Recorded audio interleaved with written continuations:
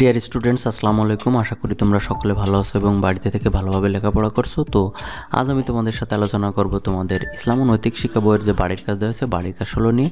তো চলো দেখি বাড়ির কাজ 16 কী আছে। দেখো এখানে আছে অধ্যায় পঞ্চম। দেখো পঞ্চম অধ্যায় পাঠ নম্বর 1, 2, 3 আর পাঠকের পৃষ্ঠা নম্বর 72 থেকে 76। ঠিক আছে। তো এখানে পাঠের শিরোনাম আছে নবী রাসূল গণের পরিচয় ও জীবন আদর্শ।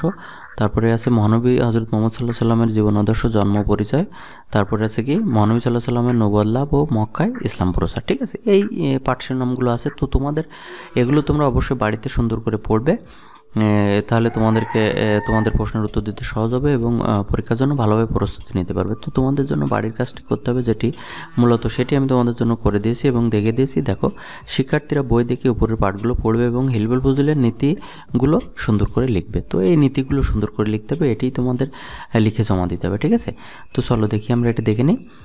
তো দেখো, হিলবুল ফজল মূলত একটি শান্তি সংঘ, এটি মহানবী সাল্লাল্লাহু আলাইহি সাল্লাম গঠন করেন। ঠিক আছে, তো দেখো উত্তর, হিলবুল ফজলের নীতিমালা। হযরত মুহাম্মদ সাল্লাল্লাহু আলাইহি সাল্লাম শান্তিকামী উৎসাহী যুবক বন্ধুদের নিয়ে হিলবুল ফজল নামে একটি শান্তি সংঘ গঠন করেন। হিলবুল ফজলের নীতিমালা নিম্নে বর্ণিত হলো। তো দেখো কী কী নীতিমালা আছে। আত্মের সেবা করা, তারপরে অত্যাচারীকে প্রতিরোধ করা, মানে যে অত্যাচার করে তাকে প্রতিরোধ করা। তারপরে 3 অত্যাচারিতকে সাহায্য করা, মানে যার উপর অত্যাচার হয়েছে তাকে সাহায্য করা।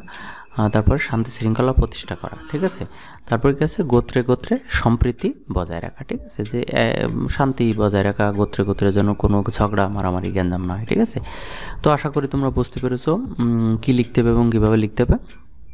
তো ভিডিওটি ভালো লাগলে লাইক দেবে এবং যদি তোমরা আমার চ্যানেলে নতুন হয়ে থাকো তাহলে অবশ্যই চ্যানেলটি সাবস্ক্রাইব করে রাখো এবং পাশে থাকা বেল বাটনটি বাজিয়ে রাখো যেন পরবর্তী ভিডিওগুলো আসলে সহজে পেয়ে যাও। তো পরবর্তী ভিডিও দেখার আমন্ত্রণ জানিয়ে আজকের মতো এখানে শেষ করছি। সকলে ভালো থেকো, সুস্থ থেকো, সকলকে ধন্যবাদ।